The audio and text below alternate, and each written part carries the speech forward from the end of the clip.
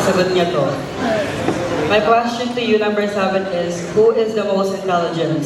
A person who's fighting for her rights or a person who's fighting for his justice?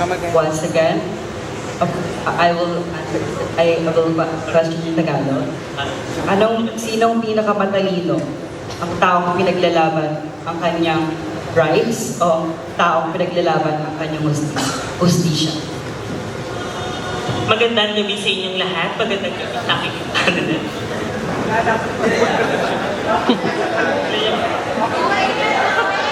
Ang katanong ay binigay sa akin ay, ano ba ang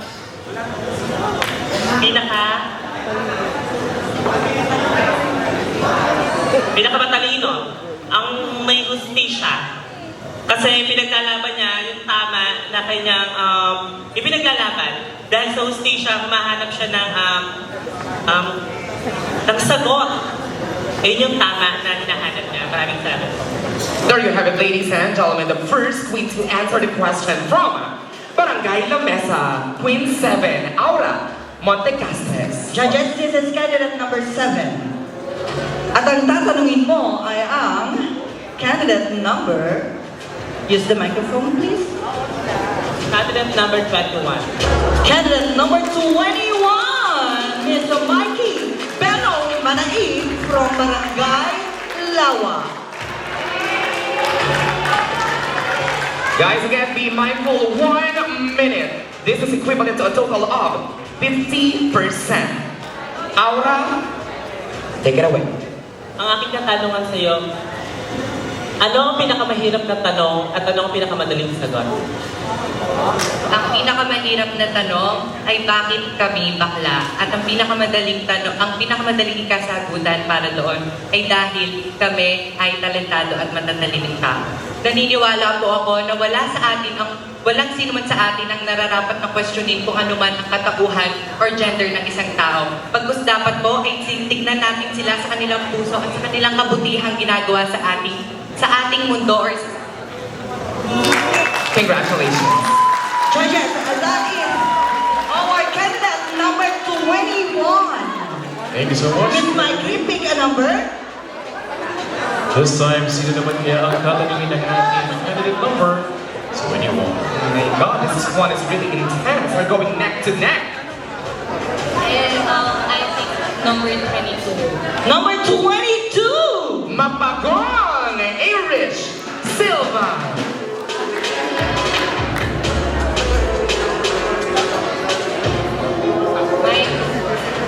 Take it away, Mikey. My question to you is, what is something from your past that you thought was really important, but as you grow older, you realize it wasn't that important? In Tagalog. Ano ang isang bagay sa iyong nakaraan na akala mo noon ay sobrang importante, pero habang tumanda ka, na-realize mo na hindi siya ganun. Thank you for that wonderful question. For me, nung bata ako, pinakabagay na importante para sa akin ay magmahal ka lamang ng isang tao. But for now, napagtanto ko habang ako'y lumalaki na hindi lahat ng tao ay kamahal-mahal at hindi lahat ng tao ay karespe-respeto. Pero ito lamang po ang tatandaan natin. We are all human and we are all be respected and be disciplined. Thank you. Congratulations. It's number 22, Irish, Silva, Mapagong. Pick a number, please.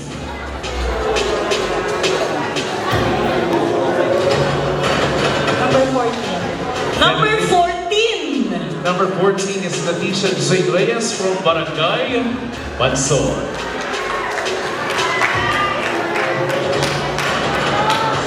Yes, Leticia is still alive and kicking. Yeah, then it's a make it or break it round.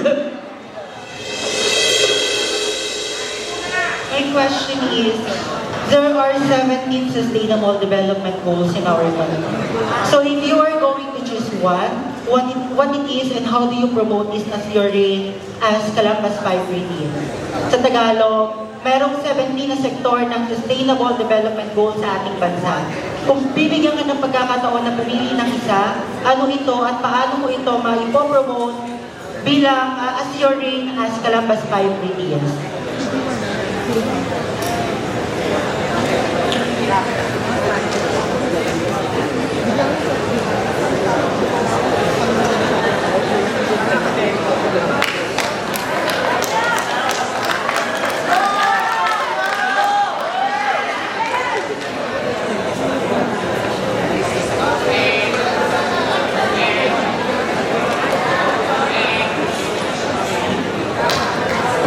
So, 17 na sustainable na sektor.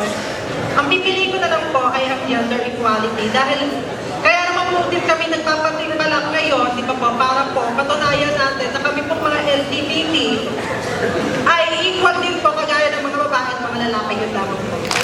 Leticia Jane Reyes, our queen number 14. Queen number 14.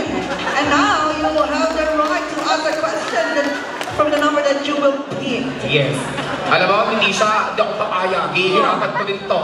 Papawi tayo. Girl, this is tactic. This is game plan, Leticia. Candidate number 28. Jason Ala! Jason Ala from Barangay Palingon. Congratulations, Jason. It's your turn.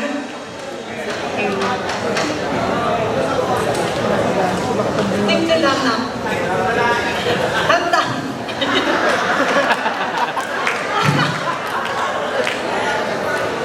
Handa ka ba na hindi pala rin manalo ngayong gabi? Ang katanungan ko para sa akin ay kung handa daw akong matalo sa patimpalak na ito. Well, of course, no. Kaya ako nandito para lumaban, ilaban hanggang dulo at hanggang manalo. Yun lamang po at maraming salamat. A very precise answer coming from our candidate number 28. Now you have the right na bumawi ng katanungan. And thank you so much again to Leticia. Diba, kill them with kindness, ika nga. Diba, be easy on the candidates. Now, Jason, you pick 29. 29, Miss Violet Owala from Barangay. Pinalik mo? Ano ba, Jason?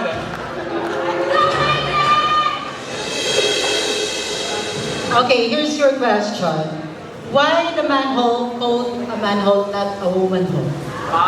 Can you translate it in Filipino, please? Diba, sa kalsada, palagi tayo nakakakita ng butas na kasya ang tao. Bakit tinawag itong manhole at hindi woman hole?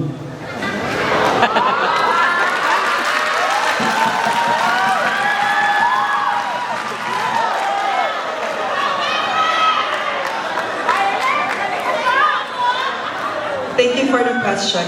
Tinawag mong manhole at ang manhole at hindi woman hole dahil ang lalaki ay sumisimbolo sa pagiging pasaway. Yun nga po ang ating masasabi. Bakit po naging manhole? Dahil hindi po ganun papasaway ang mga kababaihan sa ating ginagalawan. Always keep in mind, ladies and gentlemen, that manhole will not be a manhole if it is not fitted to its term. Then definitely, if it is the woman hole, hindi na po ito magiging tama sa ating ating pagkakaalam. If we change the term, then we change the dictionary. If we change the dictionary, we change the system, we change the world. Thank you. Congratulations to candidate number 21, Ms. Violet. Wala. Now you pick a number. Okay, Ms. Violet, the candidate that you will be asking question That was is... a napakahirap na tanong. It's number 3. Candidate number 3! 3 is Kim Ramos Garcia from Barangay Papago. Oh, galit siya, no? Now it's your turn para bumawi. Ang sungit naman ni number 3. Smile po. Smile, Nakshir! Masungit na lang kami. Smile number 3. Oh, Kim. Get ready, Kim.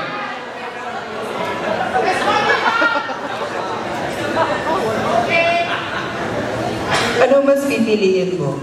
ang lalaking mahal ka pero malibog? O ang lalaking hindi ka mahal pero hindi naman malibog? Ay, mali. Mali pala. Sorry. Thank you. Okay. Ano mas pipiliin mo? Ang lalaking mahal ka pero hindi malibog? O mahal ka pero malibog? Ay, mas pipiliin ko ang mahal ako kahit hindi malibog. Love doesn't define ng kalibugan lang o sexual ang hinahanap sa isang tao. Love doesn't define ng happiness. Nasa pagitan to ng dalawang taong nagmamahalan at hindi puro sexual lamang. Yun lamang po at maraming Wow! Wow, very good. Kahit masungit ka, palaban ka, ha? Candidate number 3, it's your turn. Masungit pa din siya! Kaya nga, huwag ka mangangagat. Ang katinan pag nangagat yan, masungit na langgam. Okay, let's see who you pick. Kim, sino nga ba?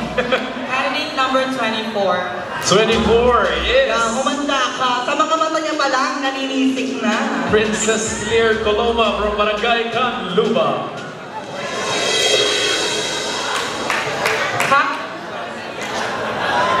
Gagapihin mo siya sa lang. How do you see Calambas 5 prettiest 5 years from now? Again, how do you see Calambas 5 prettiest 5 years from now? Para sa akin, ang Kalamba 5 years from now ay isang magandang beauty pageant para sa aming mga LGBTQIA+ community. Bakit? Dahil nakikita ko na lahat ng mga kabataan na nangangarap na makatungtong sa isang gantimpalak na ito ay kanilang may papamalas kung ano ang kanilang mga talento na nais nilang ipakita. Simple lang ang aking gustong sabihin. After 5 years from now, isa na itong isang successful na event na hindi lamang ito, kundi pang-international na nakikilala ang ating pangunahing organizer na si J.M. Barry. Kaya naniniwala ako sa mga LGBTQIA+ community dito sa Calamba, Laguna, huwag tayong matakot. Ipakita kung ano ang meron tayo na kaya iambag dito sa ating lipunan. And I thank you. Diba? Mahusay. Mabuhay ang baklang Kalamba. Congratulations again, number 24. Pick a number, please. Now let's see who you pick, my dear. Candidate number 26. 26 26. is Queen's Car Wow. Coronel from Barangay Canluba. Canlubang for Canluba. She's also for Saan ng Kanluba? Okay, this is my question. Bilang isang LGBT community sa isang beauty pageant, paano mo mapapakita ang pagkakaiba-iba ng isang Ulit.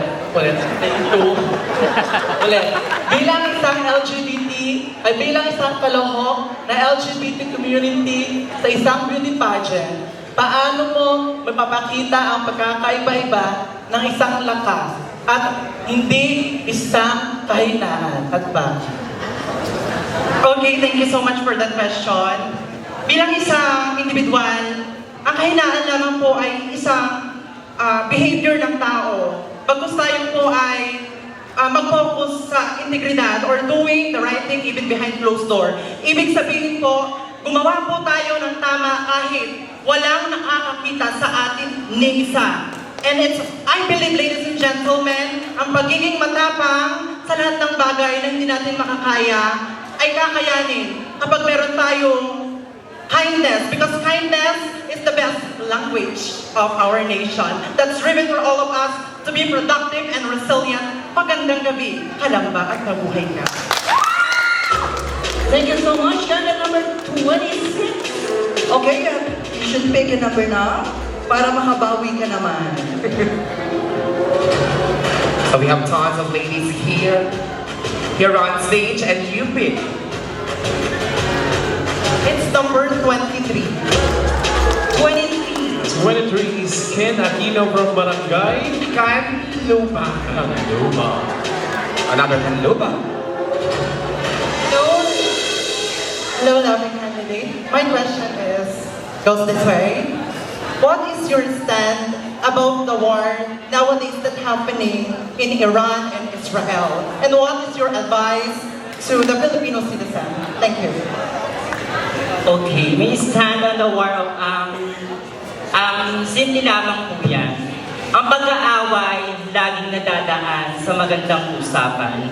At ang usapan ngayon, masusolusyonan ng away kung tayong mga Pilipino ay marunong magmahal. Dahil sabi nga po ni William Defensor, kapag tinanong ka ng mahirap na tanong, sagutin mo ang pagmamahal. Dahil walang mali pag ikay nagmahal. Maraming salamat. Thank you so much, candidate number 23, Miss Ken Aquino. Now it's your turn to pick a number of the lady you asked. Can you pick number? I think queen number 2. Queen number 2. Wow! Back to back to back to back Canlubang. We have another delegate from Canlubang, Eya Groyon. And I think mag-sister sila in real life. Yes. Actually, kailan ka pwedeng magsalita at kailan ka pwedeng makinig? Ladies and gentlemen, I believe the question that was given to me is when is the right time to speak and when is the right time to listen. I believe that the right time to speak is when you have something in yourself that you want to impose to everybody. Something in yourself that you want to impose for everybody or for our surrounding to be more better. At para naman po sa akin, kailan ang tamang panahon para makinig? Kapag meron nagsasalita ng bagay para sa ikabubuti at sa ikakapanatag ng lahat. Naniniwala po ako na ito ay importanteng pakinggan parehas. Dahil ang opinion ng bawat isa sa atin ay dapat nagmamatter. Dapat tayong magsalita at dapat din tayong makinig. Dahil sa ganitong paraan, nagkakaroon ng mabuting pamumuhay ang bawat isa. Maraming salamat po. Congratulations. Candidate number 2, Miss Eya. Eya, Miss Eya, pick a number and we're not yet over Eya. from the paper bag. And Eya, you pick number. Number 9. Number 9. Key number 9 is Zampol Malio from Barangay Lecheria. My coach.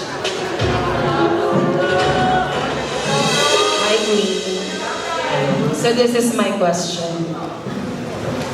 We all know for a fact that we are living in a religious country. Now, how will you convince everyone not to believe in the Roman Catholic?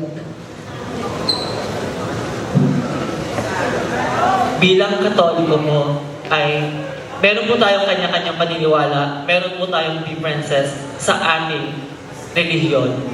At naniniwala po ako na hindi po natin makukumpinse ng kung sino man sa ating paniniwala dahil we have a differences.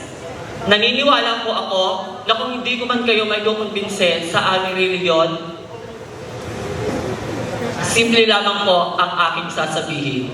May kanya-kanya tayong paniniwala, may kanya-kanya tayong paninindigan, at may kanya-kanya tayong hinahangaan at pinupuri Panginoon ng sarili-sarili natin relihiyon.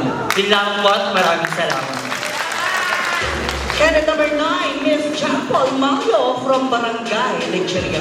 And now, pick a number.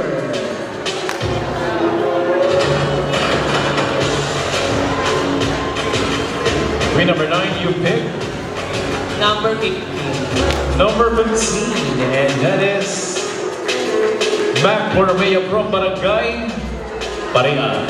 Yep. She is a returning queen. Back with a vengeance.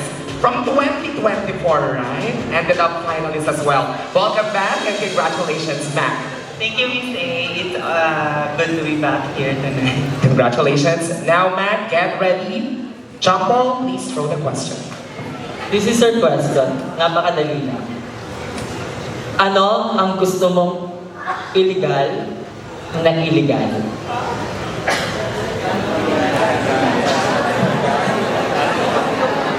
Ano ang gusto mong gawing illegal na illegal?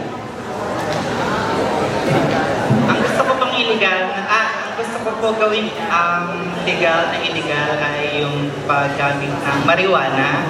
Since we all know that there's a lot of benefits from marijuana. Pero kung ang mga tao ay aabusuhin lamang sa paggamit ng marijuana, so I guess my answer is not to illegal rules in our country. But if we will use the marijuana for a better, in a positive way, so I'm in favor to legalize marijuana in our country. Thank you. That is our number 17, Miss Matt Borromeo. Now you should pick a number, please. 6 ladies left, and the next one is. This one is really exciting. You pick number. Number 6 Queen number 6. is Alan Kyle Martinez from Barangay Bansod. Wow, our best in advocacy. Sound check muna, Alan. Sound check. Hello, everyone! Okay, throw a question now, please. What are your thoughts about artificial intelligence or AI? What are your thoughts about artificial intelligence or AI? Napakaganda ng tanong. Ano magiging stand ko sa mga AI app? Alam niyo po, ang AI app ay gawa rin po ng mga tao. Ang tao po ang lumikhanan. So, ibig sabihin, mas matalino ay ang tao na gumawa sa mga AI app na isinalin po ang lahat ng kaalaman ng tao upang ipakalat sa mga kakulangan ng kaalaman about sa computer. Katulad na lamang po na ChatGPT. Itype mo lamang po doon na ikaw ay magtatanong kung ikaw ay may problema o mga suggestion na hindi mo alam. Ito po ay mabilis na masasagot. Siguro ito ay hindi better para sa mga taong mga gustong mabilis matuto ay gagamitin na lamang ang AI app.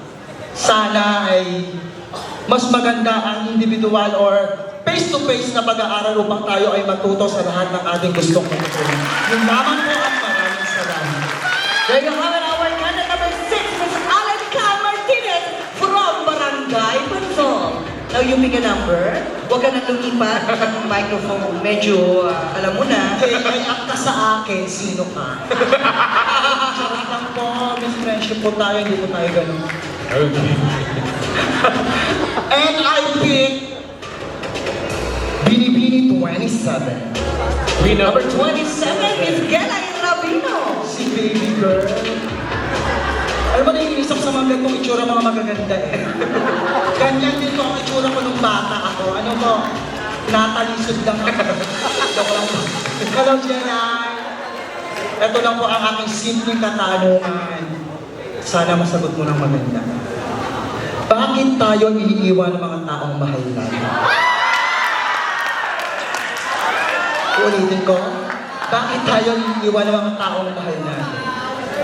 Okay, bakit tayo iniiwan ng taong mahal natin? Maybe meron silang nakita sa atin na hindi nila nagustuhan. Kahit sabihin natin through ups and downs, marami tayong pinagdadaanan at marami tayong makikita at meron tayong sinasabi na lumalabas ang iyong tunay na kulay. Kaya nagkakaroon sila ng rason para iwan ka dahil hindi ka nagkakaroon ng magandang pakikisama at pagkakaroon ng pagmamahal in consistent way. Kaya hinahanap nila ito sa ibang tao dahil hindi ka nagiging consistent sa anong pinapakita mo. Sa simula pa lang na nagkita kayo hanggang sa proseso na kayo ay nagmamahalan habang buhay. Yun lamang po. Kaya tayo iniiwan dahil we are inconsistent on the feelings what we are giving to them. Thank you so much. Congratulations, number 27. Pick a number. Jelay, you pick number. I think number 8. Number 18 is Karen Magino from Barangay Loo. Veil Queen versus Veil Queen. Labanan ng Asoka. Dahil parehas tayong daw kapahirapan kita. Here's my question. What can you say about LGBTQIA+ community joining in a politics? Again, what can you say about LGBTQIA+ community joining in politics? Ang masasabi ko ba sa inyong katanungan ay hindi po masama kung babae ka, lalaki, bakla, kung pumasok sa politika. Lagi nating pakakatandaan, ang pagpasok sa politika ay dapat ka ay isang edukado at marunong sa mga batas at merong kang puso para sa mga tao na nasa sakupan mo. Bukod doon, walang hadlang kung ano man ang iyong gender. Dahil ang pagpasok sa politika ay hindi basta-basta. Dapat tayo mga mamamayang Pilipino, mapabakla, babae o lalaki yan, as long as kaya niyang i-provide, ang dapat kailangan nating mga Pilipino ay yun dapat nating iboto. Yun lamang po at maraming salamat. Ladies and gentlemen, it's Karen Magino. Number 18, Barangay Loo. Pick a number. Number 18. Last four. Candidate number 11. Candidate number 11. Bridget Althea Moran from Barangay. No, it's Nixie Marie Clarito. Mahalaw. Good morning, everyone. Good morning, honorable panel. Mamadali mo yung tanong ko. What is what? Joke lang. Tanong nga lang, kung ang your goal ay your goal, bakit kulay green siya? Yan lamang po, maraming salamat. Thank you so much for that very wonderful question. That is what you call branding, ladies and gentlemen. Each and every one of us have our own brand in life. Me, as a valuable coach, and isang ulirang magbababoy, isang makeup artist, I definitely make my own brand. Hindi na po ako kasing ganda ng dati, hindi na po ako kasing sexy ng dati. Pero I am here right now, ladies and gentlemen, making a statement that inclusivity, diversity, and equality is all over the places. Ladies and gentlemen, each and every one of us have different personality and perspective in life. The only thing that we should do is to build our own brand. Thank you so much. It's number 11, Nixie Clarito. Congratulations, Miss Nixie. Miss Nixie, pick a number, please. It's your time naman para tanungin ang kapwa mong kandidata. I pick candidate number 8. Candidate number 8 is Laren Deus from Barangay. Barangay Dos. Hi, Nak, how are you? I'm good, galay na. Nag-prepare ka naman ba for this competition na lang, right? Yeah. Alright, your question is, what is your question for this evening and how can you answer that question? Ngayong gabi, ang aking katanungan ay, bakit ako dapat manalo ngayong gabi? And my answer is, the person who deserves to win this Calabas 5 PTS crown tonight is the person who worked hard for it. The person who willing to do everything to continue the legacy of Calabas 5 PTS. She is confident, with an attitude, and I believe I am her. Thank you. Okay, pick a number, please. Congratulations, Laren.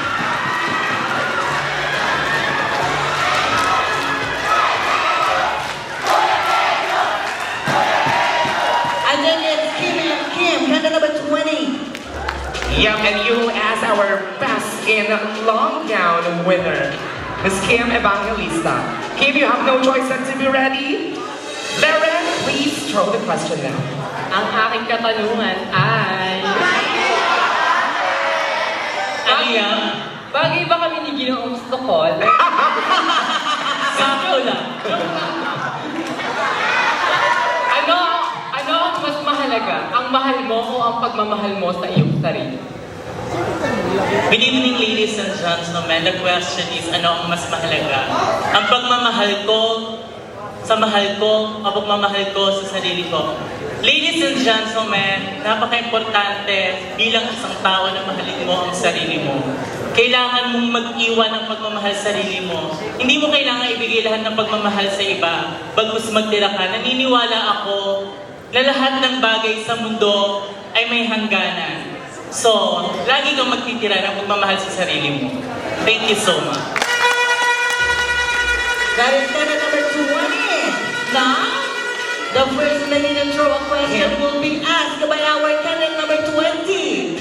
Kim, tatanungin mo ang ating candidate number 23. Yeah. Darius. 25 Darius Lalaguna. Hi, Dean. Hello po, mahirap po yung tanong niyo. Sakto lang. This is my question. Dahil maganda ka, ito yung tanong ko sa'yo. What makes you blush?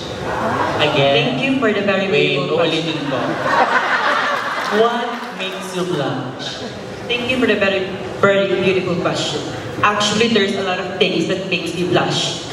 Hindi ko na po pahababayan ang sagot ko pag idediretso ko na sa aking kasagutan.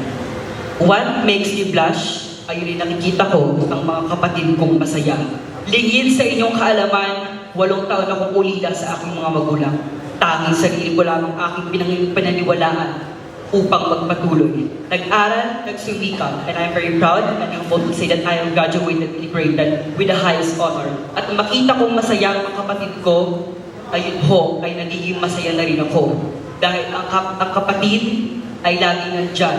Sabi nga nila, kapatid mo yan, kayo ang magtutulungan sa huli. Maraming